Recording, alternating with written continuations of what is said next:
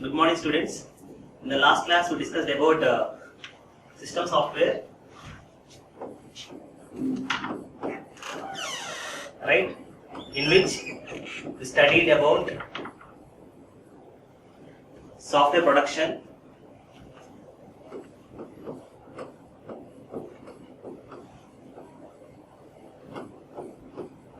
and also we discussed about language aspects.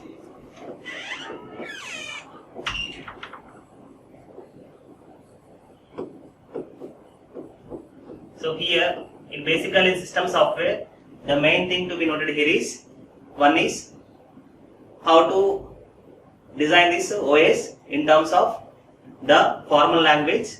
So for formal language, we use SDL. Okay.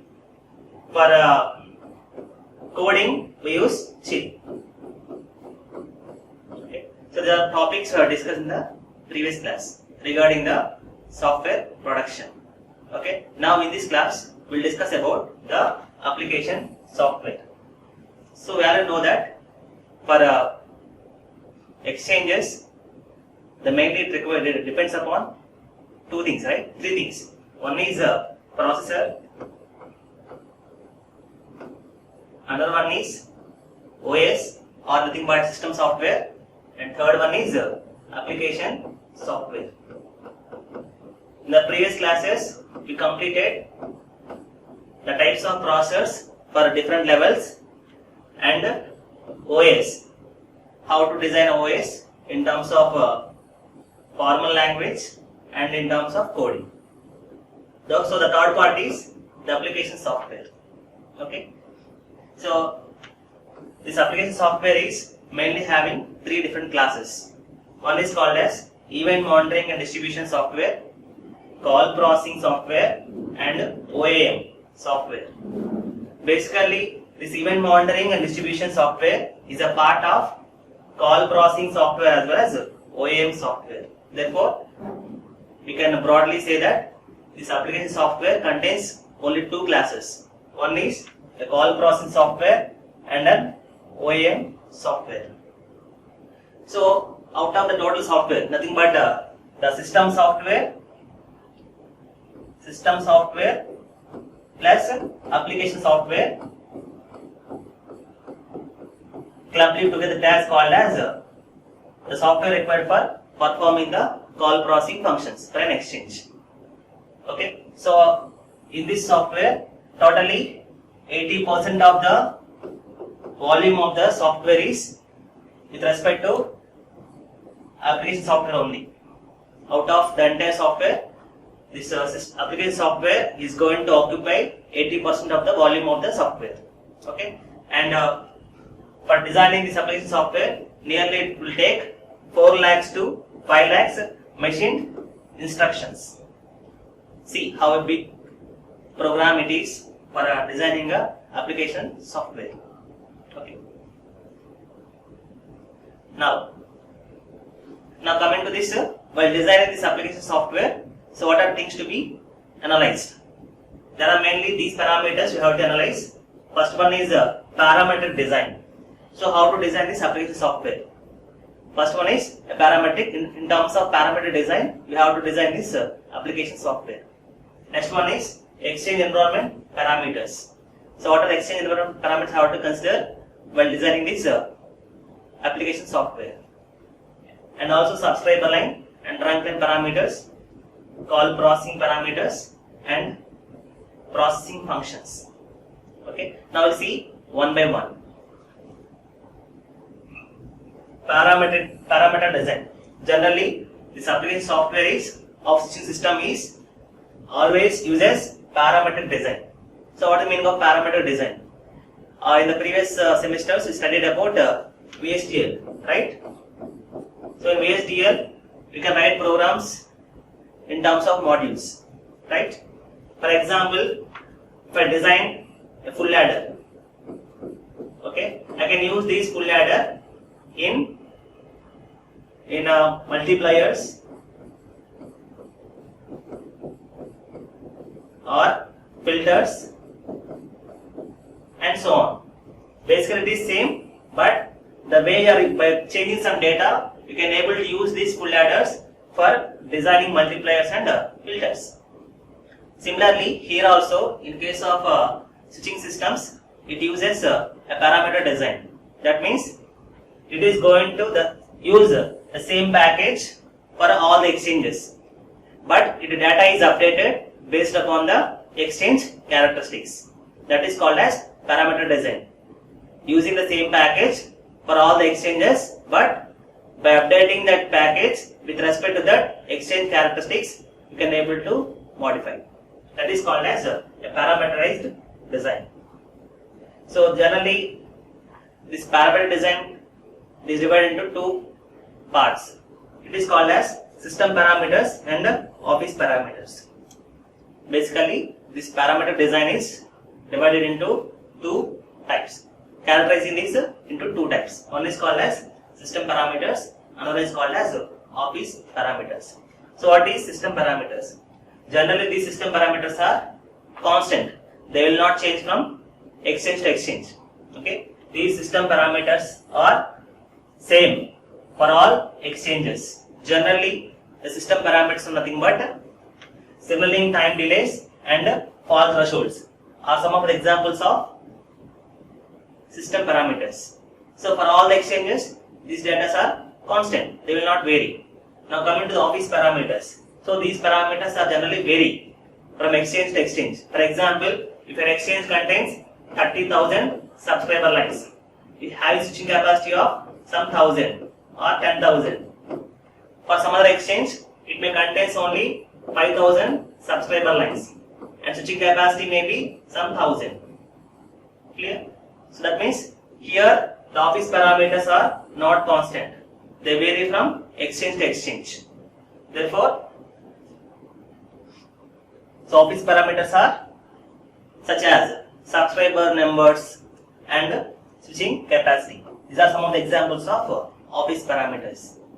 Okay, so switching parameters are same for all exchanges, whereas the office parameters will depend upon the exchange. And some of the example is subscriber line numbers and switching capacity. Okay. Generally, these are two examples. Generally, it contains hundreds of office parameters. Hundreds of office parameters. So these parameter data are stored in the form of a semi-permanent data or a temporary data. Generally, these parameters are stored in the form of tables or files. Okay, these system parameters or office parameters are generally stored in the form of tables or files. It may be a semi-permanent data or it may be a temporary data. So when you can say it is semi-permanent data, for example, the exchange hardware is there. Okay, the data is semi-permanent. You should update those data only when the exchange is expanded. Until that, the data may not change. For those cases, we may use these semi-permanent data or files. So what about the temporary data? Generally, the process is a small duration. So the lifetime of this temporary data is equal to the lifetime of the process. Therefore, such type of data is stored in the form of temporary data. That means the lifetime of temporary data is equal to the process time. Okay, so in this time, the data may be changes. After this, once the process ends, the data will be lost, because at that time that call may use different subscribers lines and it may use different resources. So once the call is completed, again the resources are restored back. Okay, this type of data is stored in the form of a temporary data. Next one is exchange environment parameters. So what are the exchange environment parameters? You can say such as subscriber line interface units, trunk line interface units, service line units, okay, and junctors, switching matrices, and scanners distributors. These are some of the examples of exchange environments. Okay, the subscriber lines along with the trunk lines and service lines are clubbed together. Call them as terminal circuits. Okay, subscriber line interface and trunk line interface as well as service line interface are clubbed together. We can call them as a terminal circuit interface. These terminal circuit interface, scanners and distributors are always connected together permanently. Okay, these terminal circuit interface, scanners and distributors are always permanently connected together. Okay. So here also there are two types of files to be managed. Okay, like previous case, here also you can see some semi-permanent files. Okay, it has to maintain some semi-permanent files. So one may be in the form of a terminal circuit interface files, another one is in the form of a switching network configuration files. Okay, so the exchange environments variables are stored in the form of two files. One is comes under terminal circuit interface files, another one is comes under switching network configuration files. So what this terminal circuit interface files contains means it basically contains four fields. This terminal circuits interface basically contains four fields in the records. What are those? They are associated distributed addresses, associated scanner addresses, and switching matrix addresses, and along with the rack address. What's the meaning of rack address of the interface? That means the place where these terminal circuit is in-housed. Okay, the meaning of the rack address is the place where this terminal circuit is in-housed is called as the rack address of the interface. This is about the fields in a terminal circuit interface files.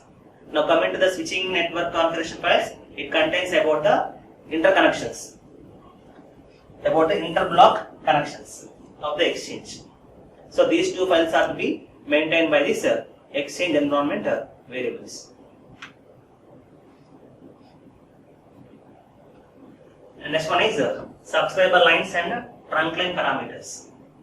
So here these subscriber lines and trunk line parameters should have to save these following information, should contain these informations. What are the information should contain? It should contain the line interface unit numbers and the directory numbers. Okay, and it also contains in service and out of service status, whether that is working or it is out of order. That information stored, this should also contain that information, in service and out of service status. Another one is type of telephone instruments, whether they are using a rotary telephone system or decade switch buttons or push buttons or DTMF push buttons. So based upon that also it has to store the information. And next one is nominal transmission parameters. Okay, and next one is call restrictions. That means whether the call is restricted for local calls, STD calls or ISD calls. So the data should be also stored by this subscriber lines and trunk line parameters, and subscriber entitlements as well as subscriber instructions. So all these data should be present with these subscriber lines and trunk line parameters. So the files contain this information are accessed in two ways. One is interface units number based access and directory number based access. So the above files can be accessed in a simple manner, either with respect to interface unit number based access or in terms of directory number based access they can place. And next one is call processing parameters. So already we know that the call processing is of short duration. Therefore, it has to maintain some temporary data. So temporary data is created, okay, and modified during the call processing, right? Because the call processing is of short duration. Therefore, the data maintained is of short duration. Therefore, in meanwhile, it is going to create and modify the data during the call processing, okay? And they define the dynamic state of the resource and trunks because they are not stationary.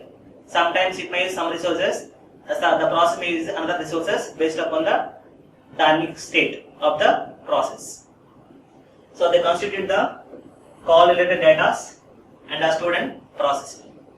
The main data tables includes, okay, this call processing should maintain some tables. What are tables it maintains? It maintains subscriber line state tables. What's the meaning of subscriber line state tables? That means in that exchange, who are subscribers connected and what are resources used by the subscribers. So all they are stored in the form of some tables. We call them as subscriber line state tables. Similarly, terminal circuit state tables and switching network state tables, and last one is the working area of the process. Okay, so it has to maintain all these tables.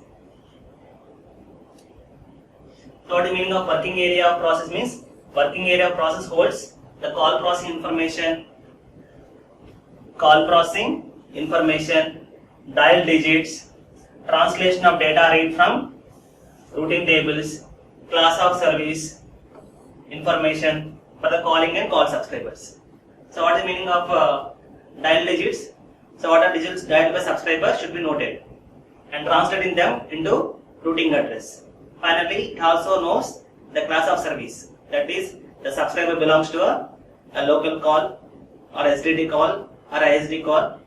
So all that information should be present in that with respect to these tables. And last one is processing functions. Okay, so call processing here already we in the previous class we discussed about process. To handle one call, a number of process has to initiate in a sequential manner with the order of some wait statements. Okay, that is already discussed in the previous class. To perform one call processing, one single process is not sufficient. Okay, to complete the call processing, so a number of process has to work continuously. Okay, with a duration of some wait statements. Okay, so call processing is handled by number of different processes that are created and terminate for every call by the main system control process. Okay, so in addition, there are other system processes also there that should run periodically to perform certain functions related to call processing. Not only that process, some other processes also run periodically to perform the call related processings. So one more thing here it is to do is it has to perform periodical scanning of the subscriber lines to identify whether any off-hook condition takes place. Off-hook condition takes place. That means when a subscriber is lifting his telephone set, that should be identified. So to do that, it has to run some periodical scheduling all the subscriber lines for identifying whether any off-hook condition takes place. So every few hundred milliseconds, it has to scan all the entire subscriber lines. So once hook off condition is detected, so what it has to do? It has to inform the same to this main control process. Okay, so whenever a hook off condition is identified, then it has to intimate or report the thing to a main control process. It is going to initiate some other process to perform the call handling process of this call line. Okay, so what are the functions it has to perform is, the functions includes looking up the subscriber line data tables. So what is the information present in this table? The table contains what is the type of instrument used by these subscribers. That is either he is using a routed telephone system or a decade push buttons or a DTMF. So based upon this, it is going to allocate appropriate register for translating the dial digits into a routing address. So this is handled by another process. So up to now, one process is going to do, that is identifying the subtype of the subscriber instrument is done by one process. So once this is completed, so another process is going to start for collecting the dial digits. Later it has to convert this dial digits into a routing address. So that should be done by another process. So once it is getting the routing information, then it is going to create some switching network link between the calling and call subscriber. So meanwhile, what are the functions done by at the calling subscriber end are done by at the end of call subscriber also. Okay. So in the meantime, another process is created to perform all the actions related to the call line. So far what I discussed about calling subscriber line, the same control functions are to be done at the end of call subscriber line. Okay. So in addition to this call processing information, some other tasks also should be done by this call processing functions. What are they? Such as gathering the information about the billings and monitoring the traffics, generating the traffic reports and monitoring the traffic flows and gathering the information for billing. So ultimately, how these telecommunications are getting profit means by billing the subscribers for using those resources. Okay. So for that, this is important, billing. In the upcoming units, we will discuss about this billing process also. How they are going to charge the subscribers based upon the subscriber service, based upon the plans they are using, okay, based upon the time, okay, different methods are there for billing a subscriber, okay. That comes in a topic called as tariff, okay. So after this information, it also should perform some other tasks, such as if traffic exceeds the capacity of system. For example, the switching capacity is some 1000. If the switching capacity is beyond this 1000, then what happens? The calls set initiated after this 1000 will be lost. So the objective of this method is you should not lose such calls. This can be done by rescheduling the priorities and ensure that the system continues to process as many as possible. Okay, here it is going to this overload control process is initiated. So whenever overload occurs for a given system, then it is going to initiate one overload control process for rescheduling the priorities. Therefore, it can able to handle more number of calls without losing them. This is one method. So another way to control this overload is restricting the number of calls initiated or originated for a given time. Okay, this is one way to maintain the overload conditions, that is by rescheduling the priorities with the help of a overload control. This is first method. Another method is we can restrict the number of calls originated for a given time. So how this is possible means, so whenever the subscriber hook up his telephone set, then we have to send the dial digits.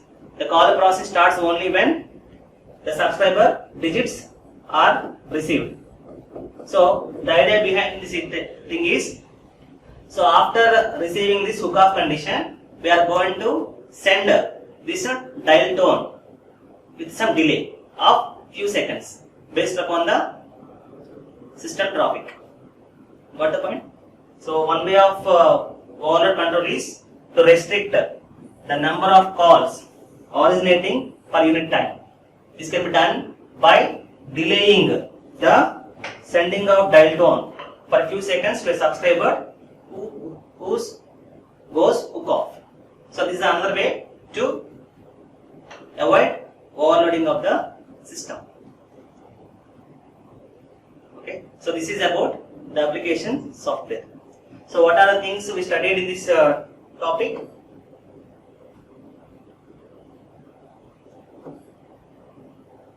So first one is we seen the different types of classes. What are the different types of classes we seen? Event monitoring and distribution software, call processing software, and OAM software. So and after this we discussed about the parameters such as parametric design, okay, then exchange environment parameters, and we discussed about the subscriber lines and runtime parameters. So after that we discussed about the call processing, and finally we discussed the processing functions. So this is about the application software, okay, required for switching functions. Okay, the next class will discuss the remaining topics. Thank you.